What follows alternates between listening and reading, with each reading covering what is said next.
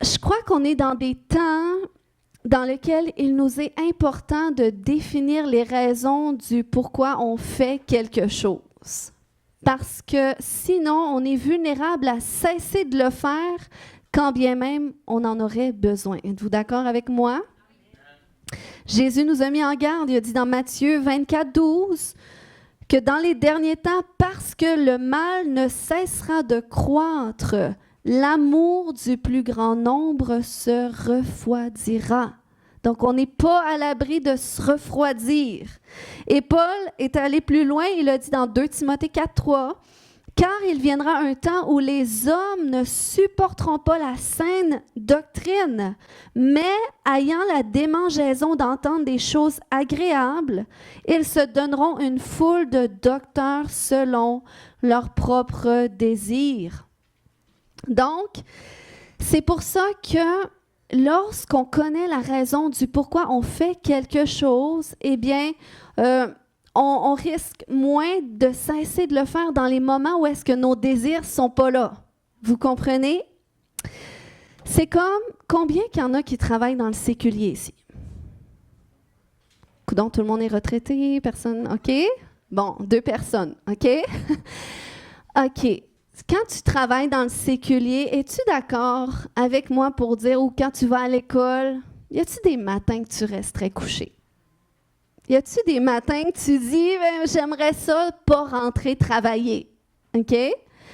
Mais si tu écoutes tes désirs, qu'est-ce qui va se passer? Tu ne pourras pas avoir ta paye, puis tu vas peut-être perdre ton travail aussi. Donc, ce n'est pas parce que tes désirs ne sont pas toujours alignés avec ton travail que tu dois écouter tes désirs. Donc, tu travailles parce que tu as besoin de travailler. Donc, c'est pour ça que le Seigneur nous ramène souvent vers les choses qu'on a besoin et non nécessairement qu'est-ce qui nous tente. Et ça vaut pour l'Église aussi. Parce qu'il y a peut-être des dimanches matins que vous resteriez couchés à la maison.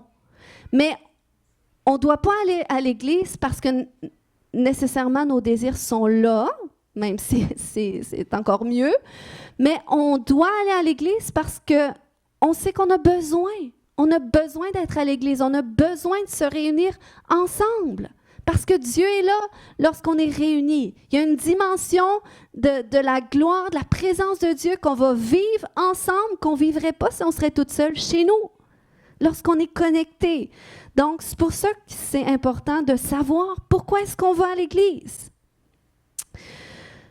Et aujourd'hui, une des raisons qu'on va regarder ensemble, c'est vraiment cette réponse qui est pour devenir des disciples transformés. Donc, l'Église est là pour que tu deviennes un disciple. Dis avec moi, disciple transformé. Donc, l'Église, c'est un milieu pour réunir les croyants et pour les amener à devenir des disciples. Parce que tu peux être croyant, tu peux être sauvé sans être un disciple du Seigneur. Jésus peut être ton sauveur, mais pas nécessairement ton Seigneur. Et il désire être les deux, être ton Seigneur et ton sauveur. Dans l'Église du Nouveau Testament, ça nous dit dans Actes 2, 46, 47, que les disciples étaient chaque jour, tous ensemble, dis avec moi, assidus au temple. Ils rompaient le pain dans les maisons et prenaient leur nourriture avec joie et simplicité de cœur. Donc, il y avait la dimension au temple, à l'église, mais aussi dans les maisons, les groupes maisons. Louant Dieu et trouvant grâce auprès de tout le peuple. Ça, c'était la dimension d'évangélisation. Et le Seigneur ajoutait chaque jour à l'Église ceux qui étaient sauvés. Donc, l'Église, le temple du Seigneur servait à réunir les disciples et ajouter ceux qui étaient sauvés dans le but d'en faire des disciples. OK? Puis, on voit qu'à cette époque, la dimension de l'évangélisation était très importante. OK? Où est-ce que les disciples, ils témoignaient constamment de Jésus. Et j'ai aimé ça que l'apôtre Jean ait parlé de l'importance du témoignage, la puissance du témoignage, parce que c'est notre appel, OK? Puis, c'est c'est ce qu'il faisait. Donc, il témoignait de Jésus, Dieu se manifestait, les gens étaient touchés, et après ça, les gens n'étaient pas laissés à eux-mêmes, mais ils étaient invités à aller dans la maison du Seigneur pour joindre la famille du Seigneur. OK? Donc, c'est pour ça que le salut a une dimension individuelle, mais aussi collective. Donc, ça fait partie d'une raison très importante de se réunir ensemble. Vous êtes avec moi? Maintenant, qu'est-ce qu'un disciple? Lorsqu'on regarde dans le grec, le terme disciple, c'est le mot mathéteo. Je ne sais pas si je le prononce bien, mais ça s'écrit comme ça. Puis, être un disciple, en fait, ça va nous dire dans cette définition que c'est quelqu'un, être disciple de quelqu'un, c'est suivre les préceptes, les instructions de cette personne. Puis, un attribut des disciples qu'on voit dans la parole de Dieu, c'est qu'ils reproduisaient des disciples. Donc, un disciple reproduit des disciples. Parce que c'est ce que Jésus a commandé. Il a commandé à ses disciples de faire des disciples. Dans Matthieu 28, 19, c'était « Allez, faites de toutes les nations des disciples ». Donc, c'était un appel à l'action à des gens qui étaient déjà disciples. Et être un disciple du Seigneur, ça s'apprend. Ça s'apprend et l'Église sert à ça.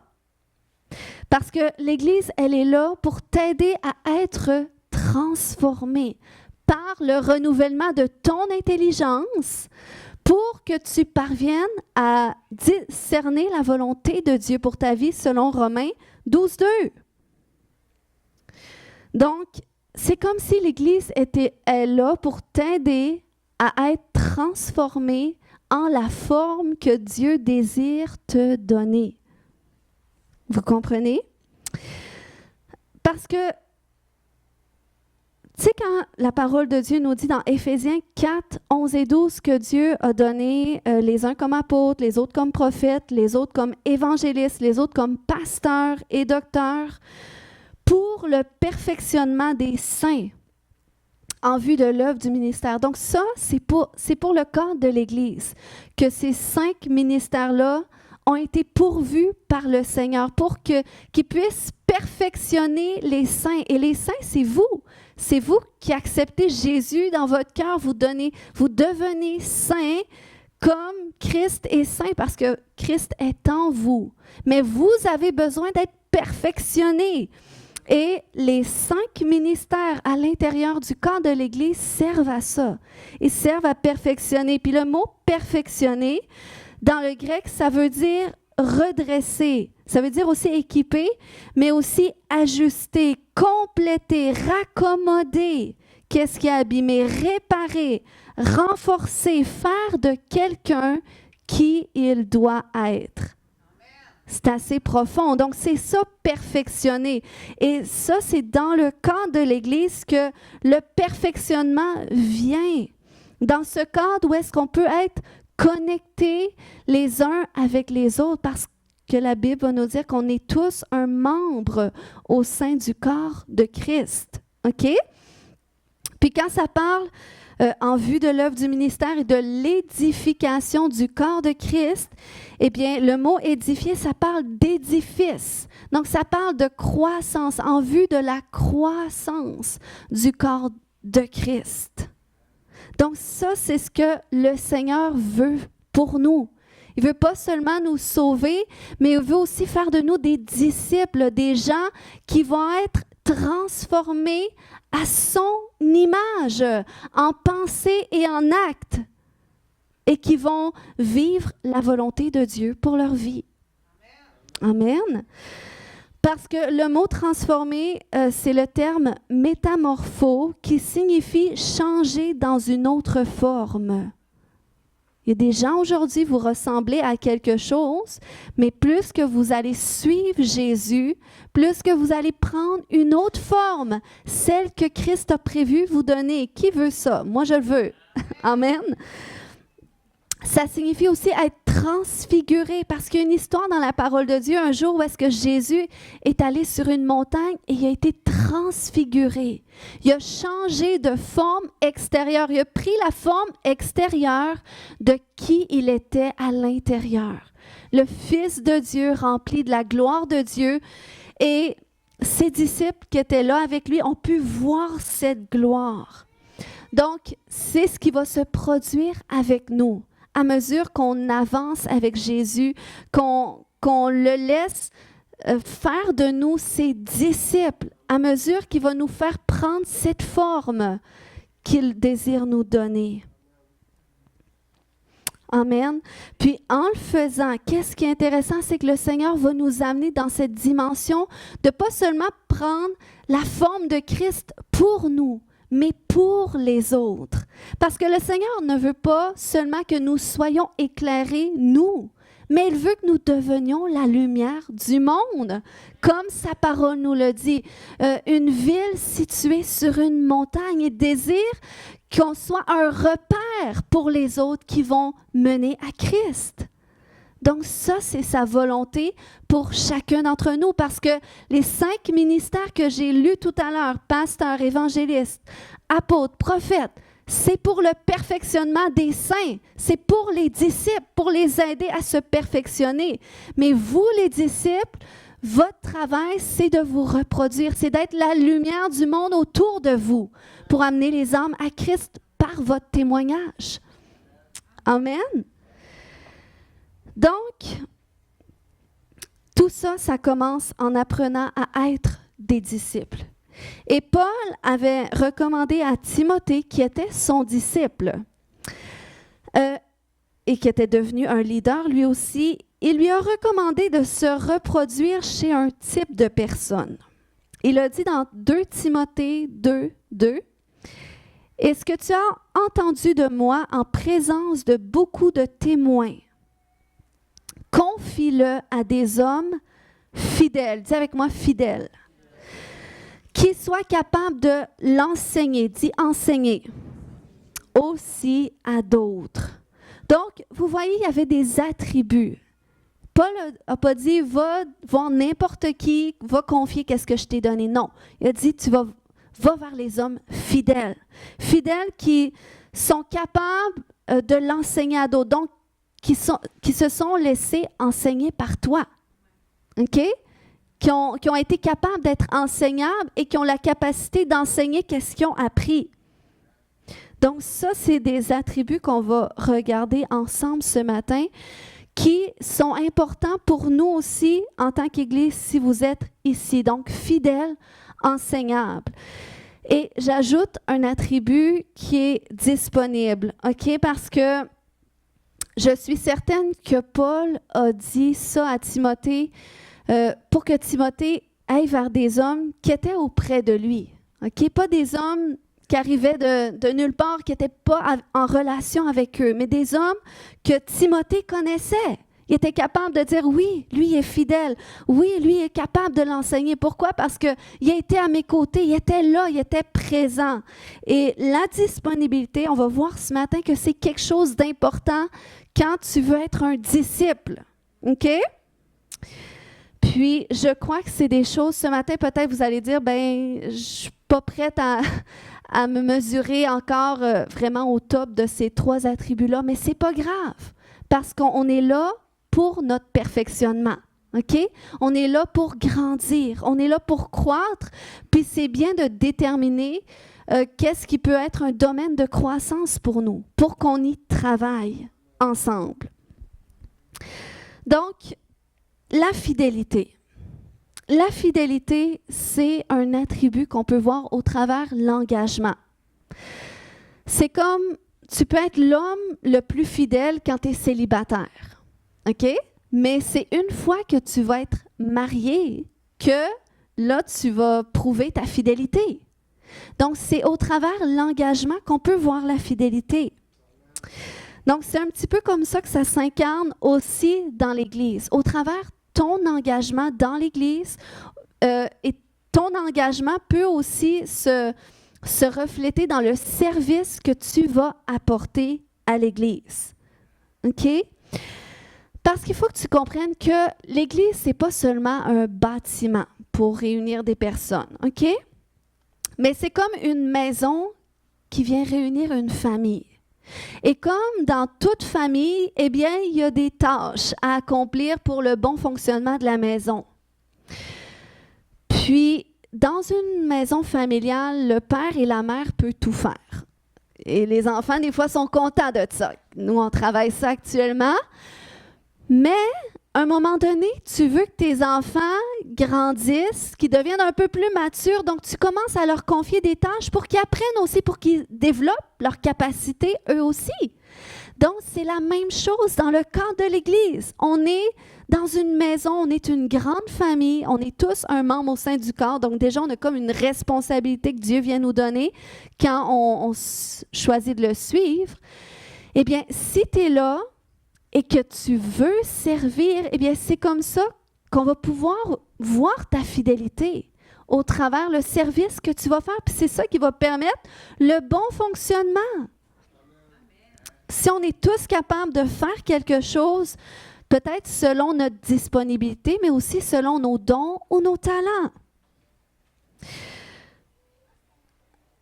Donc, comme je disais tout à l'heure, lorsque Paul a dit à Timothée de le confier à des hommes fidèles, il devait sans doute faire référence à des hommes qui servaient auprès de lui, des hommes dont la fidélité avait été éprouvée. Puis on va voir aussi, tu sais, dans la parabole des talents, eh bien, c'est aux serviteurs à qui une tâche a été confiée et qui ont rempli leur tâche que, à la fin, ils ont été adressés comme étant des serviteurs fidèles parce qu'ils avaient bien accompli ce qui leur avait été confié. Donc, c'est pour ça que la fidélité, ça se voit au travers le service que tu fais. Tandis que celui qui n'avait rien fait avec qu'est-ce qu'on lui a donné, celui qui avait caché son talent, la Bible va nous dire qu'il n'a pas pu le définir comme étant fidèle parce qu'il n'a rien fait avec. Donc, la fidélité dans le cadre de l'Église, ça va se voir dans les tâches qui te sont confiées, dans le respect de ton engagement, puis aussi dans l'excellence du service que tu accomplis. Parce que ce que tu fais, c'est important que tu apprennes à bien le faire aussi. C'est normal d'apprendre, mais tu dois être à cet endroit de vouloir t'améliorer, de vouloir donner le meilleur de toi-même. Et ça, l'excellence, ce n'est pas la perfection. On ne recherche pas la perfection. Dieu est parfait. Mais on recherche l'excellence. Qu'est-ce qu'on fait? On veut bien le faire. Et comme ça, ben, nous, on est satisfait, puis on peut satisfaire les autres aussi. Donc, pour démontrer ta fidélité, ça prend un engagement, premièrement, à vouloir grandir spirituellement dans la maison où Dieu t'a placé. Après, ça prend un intérêt pour servir et aussi un souci d'exceller dans ton service. Amen. Ensuite de ça, être enseignable. Donc ça, c'est un autre point qui est très important. L'enseignement, c'est quelque chose d'important. Colossiens 3,10 nous dit que l'homme nouveau se renouvelle dans la connaissance. Donc, on a besoin de grandir dans la connaissance pour être transformé à l'image de Christ. La connaissance, la parole de Dieu, quand on parle de renouvellement spirituel. C'est là qu'on doit comprendre que l'enseignement, puis oui, spirituel, mais dans d'autres aspects de notre vie où est-ce qu'on veut grandir en connaissance, on a besoin de se former. Donc, être enseignable, ça devrait être un attribut que chacun de nous cultivons pour grandir dans la connaissance. Proverbe 15-14 nous dit que l'homme intelligent cherche toujours à apprendre. Est-ce qu'il y a des hommes et des femmes intelligentes ici? Amen. Ça veut dire que vous cherchez à apprendre. On va toujours avoir besoin de se former. C'est comme quand j'ai fait mon école biblique, quand j'avais commencé en 2014, j'avais fini en 2018. J'avais fini, j'étais contente, j'étais diplômée, mais c'était le début de l'entrée dans une formation continue. Donc, la formation devrait être continue, de chercher à approfondir selon le domaine là où est-ce que Dieu nous appelle. C'est sûr que moi, Dieu m'appelle dans le cadre à perfectionner les saints. Donc, j'ai besoin, moi, de grandir toujours dans les connaissances bibliques, théologiques, tout ça. Et je veux. J'ai aligné mes intérêts avec ceux de Dieu, mais ça a dû commencer quelque part, commencer à un endroit où est-ce qu'à un moment donné, j'ai dû m'y mettre. OK? Puis c'est comme toute chose, l'appétit vient en mangeant. C'est quand tu commences à le faire que là, le désir de plus embarque. Donc, est-ce que tu es ouvert à être enseigné? OK, à te former. Il y a cette dimension d'être formé toi, mais aussi de te faire enseigner. Parce qu'il y a des gens qui pensent qu'ils connaissent tout, puis qui pensent qu'on n'a rien à leur apprendre, que ce soit à l'Église ou que ce soit dans d'autres domaines. Donc ça va témoigner de si tu es enseignable ou non. Donc c'est un fruit de ton caractère aussi parce que ça demande de l'humilité, de se laisser enseigner. Est-ce que tu es capable, parce que ça fait partie du perfectionnement, de te laisser recadrer aux besoins ou est-ce que tu te sens offensé au moindre recadrement? Donc, encore une fois, ça va témoigner si tu es enseignable ou non. Donc, ça en fait partie. Puis, c'est pour ça que même cet aspect d'être enseignable peut toucher aussi à la redevabilité. Moi, je sais personnellement que anciennement, dans la mentalité orpheline que j'avais autrefois, j'avais tendance à être indépendante, à faire mes choses comme je le sentais bon, comme je le voyais, sans nécessairement consulter, même dans mon cas de responsable d'église, c'est quelque chose que j'ai dû apprendre, à être redevable, à partager qu'est-ce que j'ai sur mon cœur, à demander conseil, à demander l'avis, parce qu'avant, je faisais les choses comme je pensais parfois, mais c'est là que le recadrement venait. Et j'ai dû apprendre à développer ma redevabilité. Les pasteurs que je sers, ils ne me demanderont pas toutes les semaines comment je vais, est-ce que j'ai des nouveaux projets à cœur? Non, mais c'est ma responsabilité d'aller les voir s'il y a quelque chose. Ou si j'ai un projet à cœur, au lieu de laisser mijoter à l'intérieur de moi sans en parler, puis des fois d'aller le demander à un supérieur, ça nous permet, ça nous aide à pouvoir justement faire qu'est-ce qu'on doit faire. Puis des fois, ça nous empêche de faire certaines erreurs. Moi, je sais que dans la vie, ça m'est arrivé souvent à faire des erreurs parce que je n'ai pas demandé conseil. Donc, j'ai pris des mauvais chemins qui me semblaient bons sur le coup, qui s'associaient avec mes désirs sur le coup. Mais on a vu, nos désirs, ce n'est pas toujours la volonté de Dieu. Puis des fois, j'ai dû revenir sur mes pas souvent, mais Dieu a travaillé mon humilité comme ça. Donc le Seigneur sait comment travailler notre caractère.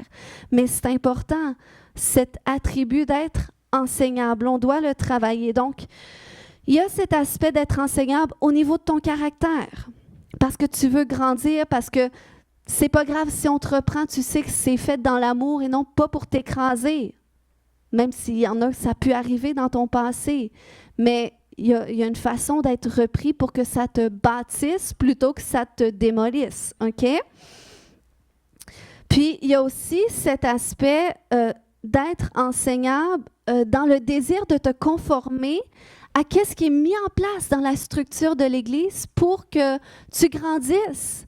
Comme, par exemple, ici, on a les cours de fondement qu'on recommande à faire à ceux qui veulent s'engager dans notre Église. Je me souviens un jour, il y a des gens qui sont venus à l'Église, ils avaient vraiment un désir profond de servir, tout ça, ils étaient vraiment enflammés pour le service, mais dès qu'on leur a demandé de faire les cours de fondement, eux, c'était zéro, parce qu'ils disaient, c'est des connaissances on connaît tout ça, on n'a pas besoin de faire ces cours-là. Puis, à un point qu'ils ont désiré quitter l'Église, donc ça les a tellement frustrés de se faire proposer des cours de fondement. Puis, c'était un fruit qui n'était pas enseignable. Puis, ils ont le droit d'être comme ça. Mais c'est sûr que eux, ils vont plus s'épanouir dans un cadre d'église où est-ce que cet attribut-là n'est pas recherché. Donc, c'est pour ça que c'est important de voir aussi, c'est quoi la culture de l'Église? Où est-ce que Dieu m'appelle? Est-ce que ça s'associe avec qu'est-ce qui est dans mon cœur, avec mes valeurs? Aussi, on a l'école biblique Kairos, qui est une école de discipulat, de ministère qui est offert. Ça a été fait par la majorité des pasteurs et des enseignants de l'Église Le Centre à Ottawa. Puis, c'est une école vraiment, c'est vraiment bien comment c'est fait, là. C'est simple, c'est du contenu très pratico-pratique, puis aussi basé sur la Bible, bien sûr, mais c'est très facile d'accès. Donc, si tu veux aller plus loin avec le Seigneur, moi, je t'encourage. Même, je vais partager le lien sur notre groupe d'église. Si tu aimerais ça, commence par un cours. Tu n'es pas obligé de faire le programme complet qui dure 2 ans, mais tu peux y aller un cours à la fois, juste par le lever de la main. Combien est-ce qu'ils font Kairos? 2 personnes? 3? Mon mari est gradué. Kairos. Oui, mais je vous encourage à y songer parce que c'est un autre fruit qui va démontrer notre désir d'être enseigné, notre désir d'apprendre, notre désir d'aller plus loin. Parce que c'est ça, Paul avait dit à Timothée, donne-le, confie-le à des hommes fidèles capables de l'enseigner. Donc, pour ça, tu as besoin, toi aussi, d'être enseigné. Troisièmement, la disponibilité, c'est un autre attribut important. C'est génial que tu sois fidèle, que tu sois enseignable, mais si tu n'es pas là, il ne pourra pas se passer grand-chose, OK? C'est comme quand Jésus appelait un homme à lui. Il ne laissait pas le temps à l'homme. L'homme, il ne disait pas « Ah ouais, OK, tu m'appelles à faire tu veux me faire de moi un pêcheur d'hommes. À finir ma pêche, là, je vais revenir chez nous, puis je vais t'envoyer un petit message vocal si ça fait. » Non! C'était genre « OK, j'abandonne tout, je te suis, c'est bon. » C'est comme, une réponse à l'action, tout de suite. Jésus m'appelle, je réponds. OK? C'est comme, il y a un autre homme à un moment donné qui dit à Jésus, ben, laisse-moi aller enterrer mon père, puis je vais te suivre après. Non! Laisse les morts enterrer leurs morts, puis toi, suis-moi. Donc, c'est un engagement de cœur, c'est un désir de ton cœur de vouloir suivre Jésus, être disponible pour lui, puis faire ce qu'il te demande.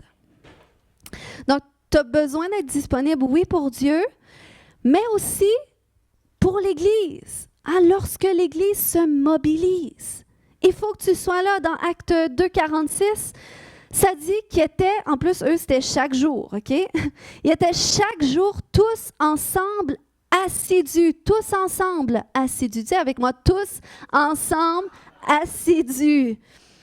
Donc, ils étaient là. Que ce soit un dimanche matin, que ce soit une soirée de prière, que ce soit un groupe connexion, ils étaient assidus parce qu'ils avaient compris que lorsqu'on se mobilise ensemble, Dieu est là et Dieu ajoute. Donc, c'est important. Et ça, tu as besoin d'être disponible. Il faut que tu fasses de la place dans ton horaire. Puis si tu dis, ouais, mais les dimanches matins, j'ai toujours mal au ventre avant d'aller à l'église. Je te garantis que si tu manques l'église parce que tu as mal au ventre, le diable va toujours faire en sorte que tu aies mal au ventre le dimanche matin. C'est pour ça que c'est une décision que tu dois prendre. C'est un engagement. C'est beau temps, mauvais temps, je suis là. Et si je ne file pas, ben Dieu va me guérir. Seigneur, ça sera une opportunité pour toi que je puisse vivre un témoignage de ta part. Amen. C'est comme le travail. Tu t'es engagé au travail. Si tu as mal au ventre, je te garantis que tu vas te taper 3 Tylenol s'il faut. OK? Parce que tu sais que tu n'as pas le choix d'être au travail. Donc, ça devrait être comme ça. Quand on vient à l'église, on est là parce qu'on veut voir Dieu à l'œuvre dans notre vie personnelle, mais aussi au milieu de nous. Si tu sais qu'il y a un groupe connexion près de chez toi, puis qui se réunit tel jour dans le mois, ben tu organises ton horaire en conséquence pour être là. Amen. Ceux que j'ai entendu Amen, j'ai reconnu chaque voix. Je vais vous contacter. Non, mais sérieux, OK? Moi, je trouve personnellement, puis c'est vraiment, vous allez voir dans les prochaines semaines et mois, je vais mettre une emphase particulière là-dessus. Mais chaque personne devrait faire partie d'un groupe connexion. Puis si ton groupe connexion n'est pas dans une bonne horaire, j'ai une bonne nouvelle pour toi. Tu vas pouvoir en démarrer un à l'horaire qui va te convenir. C'est bon? Fait que tu feras un choix. Soit que tu vas chez lui qui est déjà organisé ou soit que tu en organises un. Vous allez voir, parce qu'il y a vraiment cette dimension de croissance spirituelle qui vient dans la proximité des relations. Dans le cadre de l'Église, on reçoit, on vit quelque chose de particulier lorsque le corps est uni. Mais quand on est proche, dans l'intimité, dans la relation, Dieu nous fait grandir aussi. Donc, c'est très important, les groupes connexion. Alors, dis avec moi la disponibilité. Donc, 3 attributs, OK? Il avait dit à Timothée, ce que tu as entendu en présence de moi, le témoignage que je t'ai partagé, qui est aussi ton témoignage, confie-le à des hommes fidèles, qui soient capables de l'enseigner à d'autres. Et je crois que de plus en plus, c'est des attributs que le Seigneur va travailler auprès de nous, la fidélité, l'enseignement, cette capacité, cette croissance, puis aussi cette capacité de se reproduire chez les autres. Amen. Le Seigneur va vous amener à vous reproduire, à faire des disciples. OK? Et ça vient dans cet environnement de l'Église locale. Lorsque tu acceptes de t'engager, de vraiment te joindre à ton Église, de te laisser semer dans cette terre où est-ce que Dieu t'a placé, OK, pour que tu continues d'approfondir tes racines jusqu'à grandir. C'est des fruits qui vont surgir de toi. OK? Parce que l'Église, c'est comme la terre dans laquelle Dieu te sème pour te faire prendre la forme qu'il désire te donner, pour que tu sois transformé. Moi, je suis certaine que Adam, OK, pensons-y quelques instants. Adam, quand il était de la poussière de terre, je suis certaine qu'il ne se plaignait pas d'être comme ça. OK? Il était simplement dans le sol. OK? Mais un jour, Dieu a décidé de le prendre, puis de souffler sur lui, d'en faire un être humain vivant. Mais pourquoi je donne cet exemple? C'est que je suis sûre qu'il y en a aujourd'hui, peut-être vous êtes dans ce lieu, puis vous ne vous plaignez pas de la condition dans laquelle vous êtes. Là, je vous parle de fidélité, enseignable, disponible. Puis il y en a, vous dites, c'est correct, je comprends, mais moi, je suis bien où est-ce que je suis. Il y en a qui ne se plaignent pas de leurs conditions, même s'ils ne portent pas beaucoup de fruits.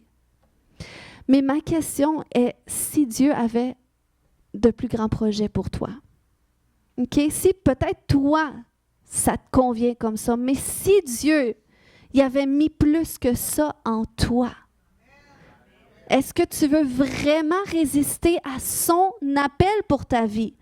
Parce qu'on a tous des raisons de résister, même les grands hommes de Dieu, dans la parole de Dieu, avaient des raisons de résister. Abraham avait son âge, Jacob avait son identité, Moïse avait son langage, Jérémie avait son âge, Jonas, il avait ses intérêts. OK, on a tous des raisons de résister à l'appel de Dieu, de trouver des raisons pour dire qu'on n'a pas besoin. C'est comme mon frère, pasteur Nathaël, à Québec. Quand il était vendeur de drogue et en prison, il ne se plaignait pas de sa vie. Il était autant passionné qu'il l'est aujourd'hui pour Jésus. Il ne se plaignait pas de sa vie. Mais le jour où est-ce qu'il a mis ses pieds dans l'Église et que Dieu a touché son cœur et qu'il a commencé dès le jour 1 à servir, à s'intéresser, mais qu'est-ce que vous faites? Qu'est-ce que tu fais, Jonathan? Je veux le faire aussi. Pasteur Léon, qu'est-ce que je peux faire? Mais je veux le faire aussi. Il a commencé à servir. Il a commencé à être disponible et il a pris tout ce qu'il fallait pour être enseigné. Il venait d'être converti, s'inscrit à Kairos, 2 ans de fil.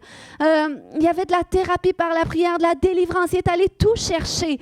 Il a voulu être enseigné. Il a voulu grandir. Et qu'est-ce que ça a fait? Ça a fait surgir de lui un homme de Dieu, un pasteur évangéliste dans la rue. Et laissez-moi vous dire qu'avant qu'il devienne ça, il n'y avait aucune idée qu'il prendrait cette forme-là. Puis il était bien dans la forme où est-ce qu'il était auparavant. Mais quand tu choisis de t'abandonner pleinement à Dieu, de t'engager dans cette collectivité où est-ce que Dieu te met, le Seigneur va te faire prendre la forme qu'il a prévu te donner dans ce contexte d'église, dans ce contexte où est-ce que les croyants sont unis et où est-ce que son esprit descend. C'est comme les disciples, le jour de la Pentecôte, avant que la Pentecôte arrive, ils étaient réunis ensemble dans l'attente de la promesse, mais ils ne savaient pas à quoi ça ressemblait. Et peut-être que toi, aujourd'hui, tu ne sais pas non plus. Quelle forme est-ce que Dieu a prévu de donner? Tu ne sais pas qu'est-ce qu'il veut vraiment faire avec ta vie. Mais les disciples, ils ne savaient pas. Ils savaient Jésus avait promis un cadeau, mais ils ne savaient pas à quoi ça ressemblait, mais ils étaient là quand même. Ils ont répondu à l'appel. Ils étaient assidus au temple ensemble. Et c'est dans cette communion de cœur, dans l'attente que Dieu agisse tel que lui le désir, c'est là que son esprit est descendu. Tout comme Adam était informe, Adam était inconscient, Adam, ça ne devait pas faire de sens de le voir, une belle masse de terre, mais qu'est-ce que Dieu est en train de faire là? Mais du moment que Dieu a mis son souffle, la vie est venue et là, il a commencé à voir, à entendre, à parler, et à vivre la raison pour laquelle il a été créé. Mais pour ça, tu as besoin de te laisser former entre les mains de ton Créateur. Et il a prévu le faire dans ce contexte de famille spirituelle. Dans ce contexte où est-ce qu'on a tous besoin les uns des autres. Dieu n'appelle plus comme il appelait un seul homme ou une seule femme à la tête d'un grand peuple. Non, il appelle une armée. On l'a chanté ce matin. Il appelle une compagnie de soldats qui vont s'unir ensemble d'un même cœur. Et même si on ne sait pas à quoi ça va ressembler au final et on ne sait pas à quoi qu'on va ressembler non plus. Mais si on est là, si on choisit d'être des disciples du Seigneur, de suivre Jésus pleinement, et Jésus dit, va à cette église-là, je suis là avec toi. Eh bien, on le suit et on cherche à s'engager. On cherche à mettre au service de l'autre qu'est-ce que Dieu nous a donné. Et c'est comme ça que nos capacités se développent.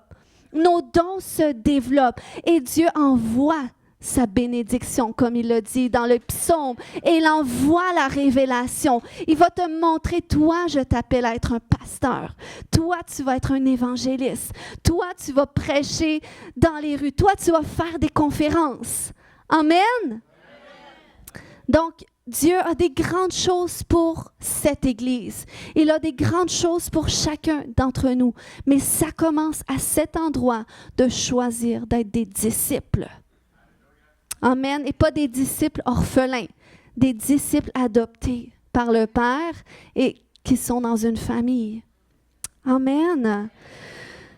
Ce matin, je sentais vraiment que le Seigneur désirait personnel, que ce soit personnel pour chacun d'entre vous, mais une réponse à un engagement. Seigneur, je veux vraiment m'engager. Je veux vraiment m'engager avec toi par rapport à ton appel pour ma vie. Et si on peut prendre même quelques minutes pour réfléchir, peut-être Dieu même t'a déjà parlé, t'a déjà montré des choses, puis peut-être ça semble insensé ou peut-être l'ennemi essaie de te faire croire, toi, tu ne seras jamais capable. C'est pas toi ça, arrête de trop voir grand. Je peux te dire que pendant de longues années, j'ai entendu des choses comme ça dans mes pensées.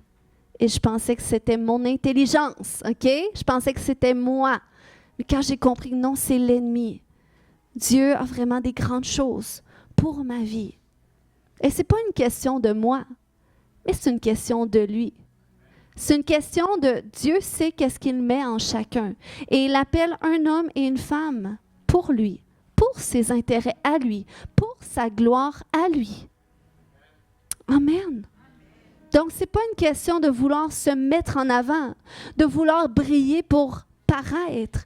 Non, on veut briller pour que Christ soit vu au travers de nous. Amen. Parce qu'il a dit qu'on ne met pas une lampe en dessous de la table. Il faut la mettre. Et c'est ce qu'on est. On est cette lumière qui brille dans les ténèbres à cause de Christ qui habite en nous. Alléluia. Kaya shore kemata. Kaya shoto matada. Kaya shore kemata. Et ce matin, je sens qu'il y a vraiment un mouvement de l'esprit. Un tel mouvement qu'il y a eu le jour où est-ce que Ésaïe, pas Ésaïe, mais Ézéchiel, dans Ézéchiel 37, était devant cette vallée d'ossements desséchés.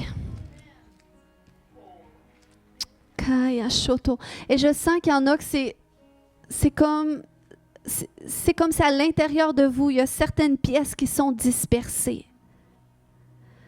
Mais il y a un mouvement qui va se produire aujourd'hui.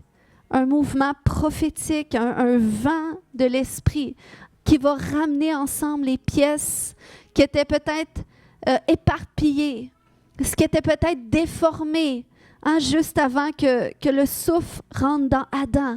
Et Dieu va envoyer son esprit aujourd'hui, à mesure que le Seigneur reforme à l'intérieur de toi, dans ton esprit, la raison pour laquelle il t'a mis sur la terre et qu'il t'appelle dans ces temps dans lesquels nous sommes. Seigneur, aujourd'hui, viens mettre toutes les pièces ensemble, tout ce qui est dispersé. Et peut-être qu'il y a des épreuves qui ont fait en sorte que des pièces se sont dispersées, peut-être même des occupations, des choses qui ont pris trop de place, qui ont pris tellement de place dans ta pensée. Qu'est-ce que Dieu veut de toi en ce moment? C'est comme si ça a été vraiment déformé, éparpillé, dispersé. Mais ce matin, je l'appelle reformé. J'appelle toutes ces pièces associées à la compréhension de qui nous sommes, de notre identité, de notre appel, Seigneur Dieu.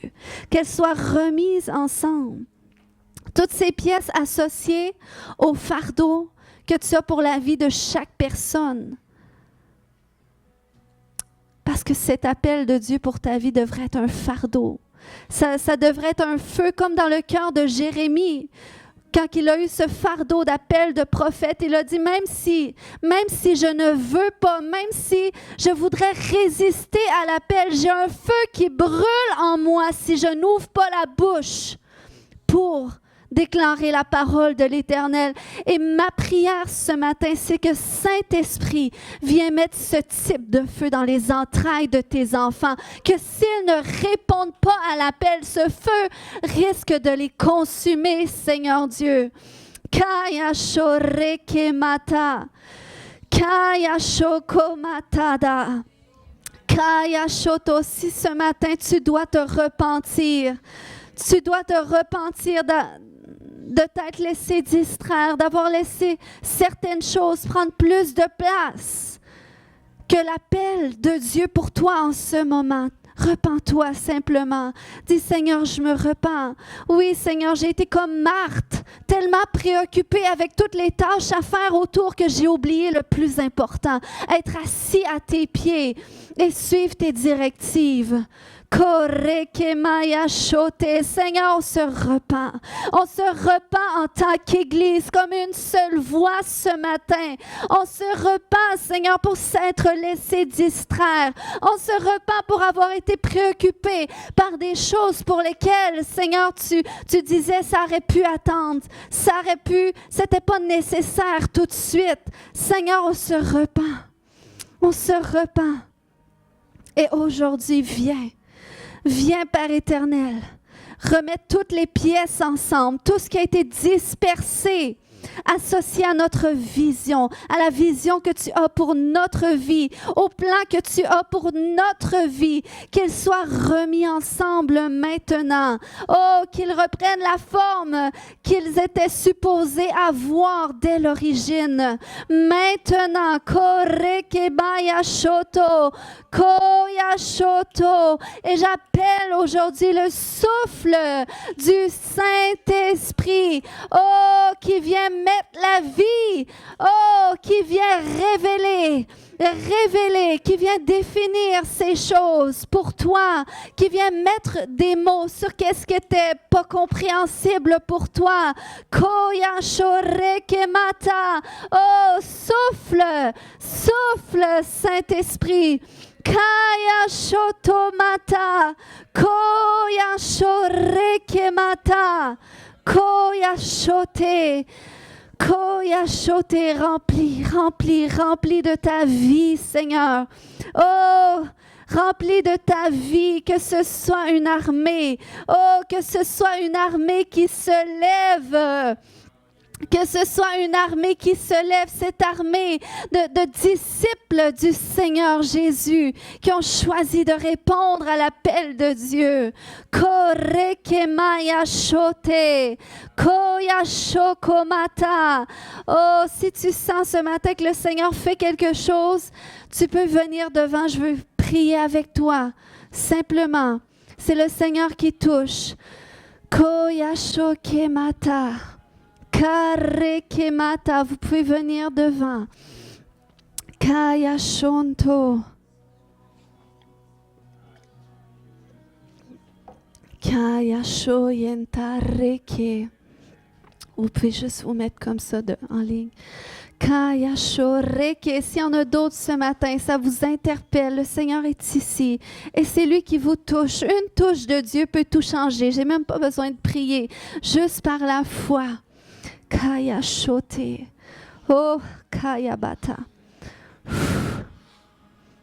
Kaya Shore Bakata. Plus, Seigneur, plus. Oui, que ce soit un feu qui brûle dans ses entrailles.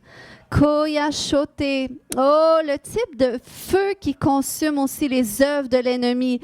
Le type de feu qui fait disparaître les œuvres de l'ennemi. Korekemaya Shoto. Le Seigneur reconstruit tout. Tu vas voir, le Seigneur va tout reconstruire. Il va tout reconstruire. Un morceau à la fois. Un morceau à la fois.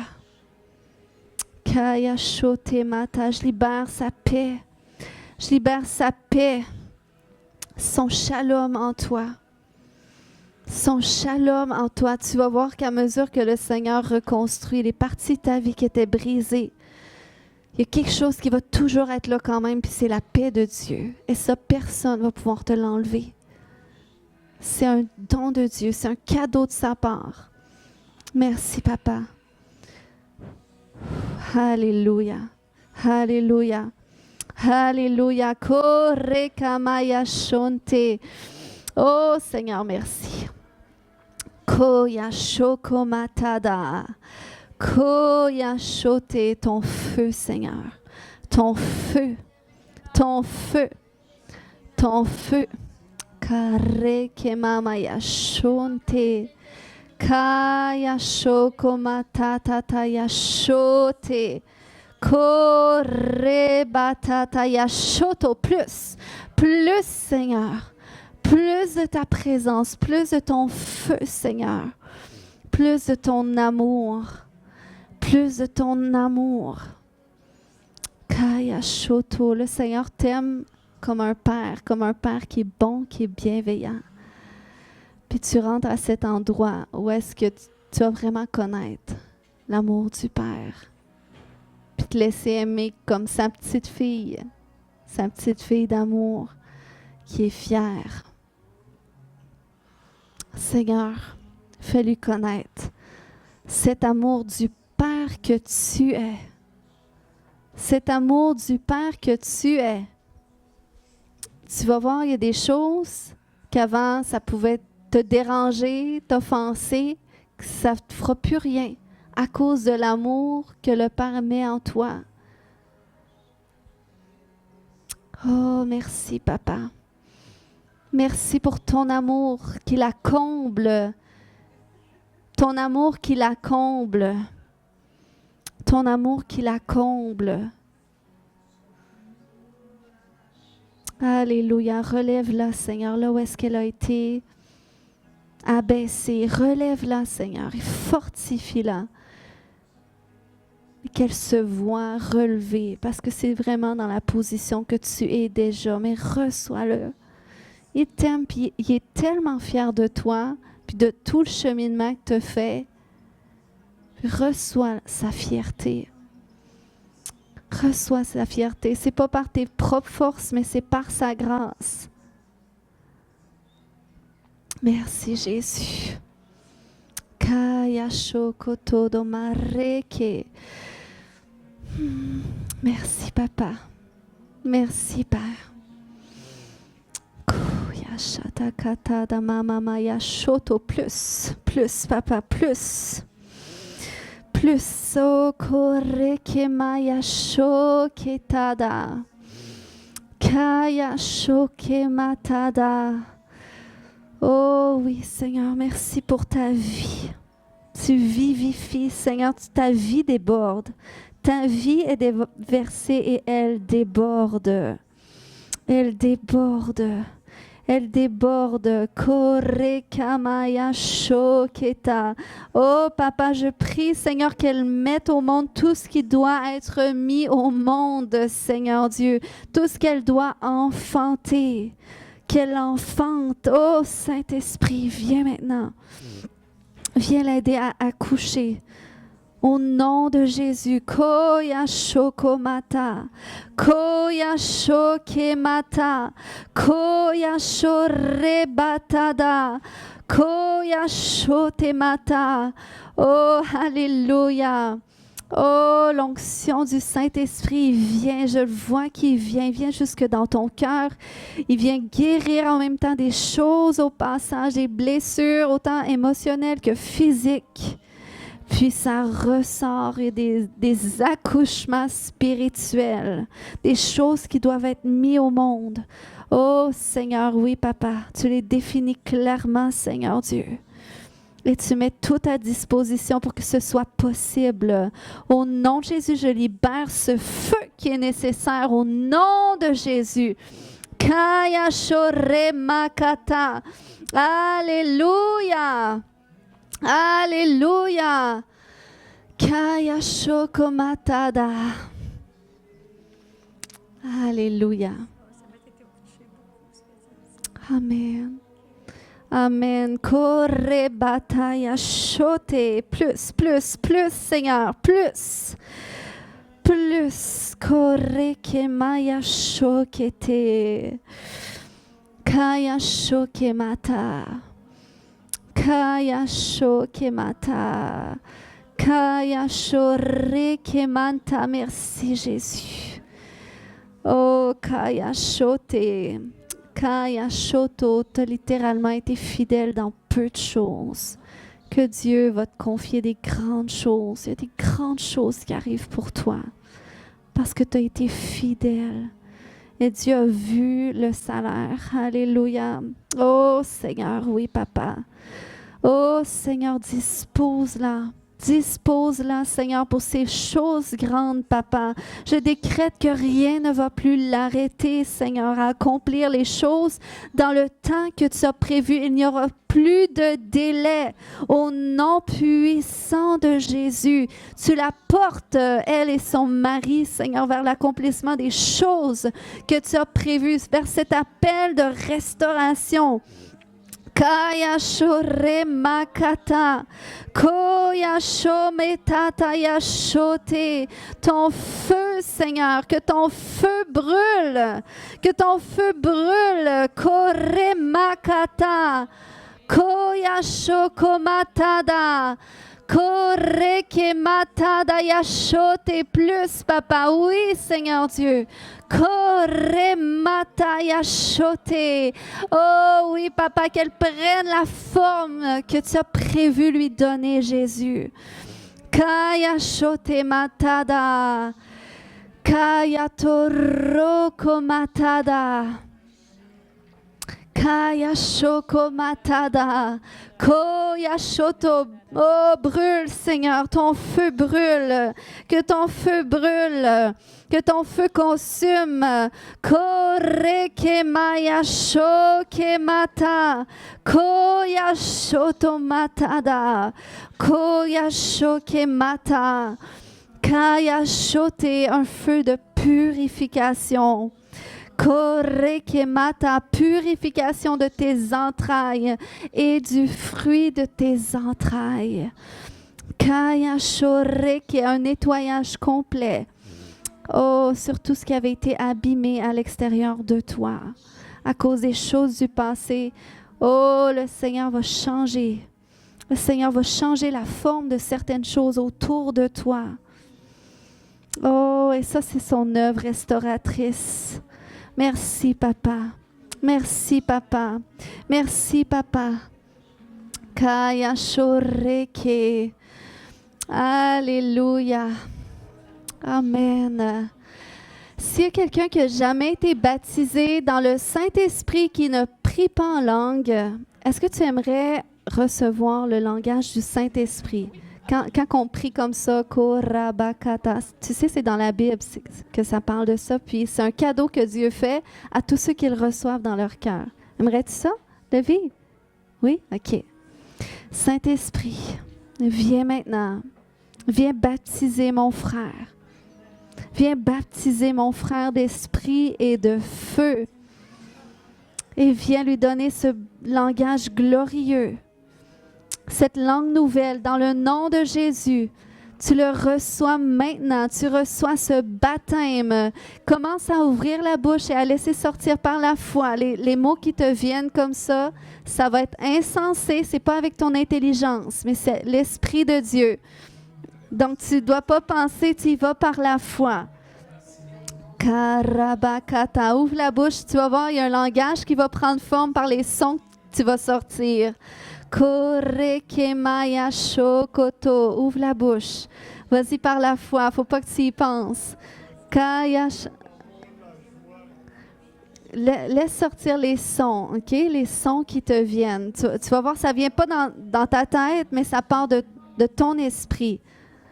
Karabatayasho. Tu peux faire Atayasho. Tu vas voir, OK? Le Saint-Esprit va laisser sortir. Mais vas-y, continue, OK? Karabakatada. Keyashoro makatada yante te mayashe kete te mayanto rebakata. Koyashanta tamatada yasho te katata maya. Continue, continue. Koyato rebakata yashanda. Shone katata mama yato rebakata yasho te tamaya. Koyashoto mata. Plus, Seigneur, plus. Continue. Koreba. Remplis-le, Seigneur, complètement. Kaya shototoma rekebata. Koya shonte ketede. Alléluia. Amen. Amen. Il l'a reçu. Il l'a reçu. Il faut que tu pries souvent, OK? Je vais t'envoyer des enseignements pour ça si tu veux. Merci, Jésus. Est-ce qu'on peut acclamer le Seigneur pour qu'est-ce qu'il fait? Amen. Soyez tous bénis. Si vous voulez encore de la prière ou si vous voulez partager avant de partir, au plaisir de connecter avec vous.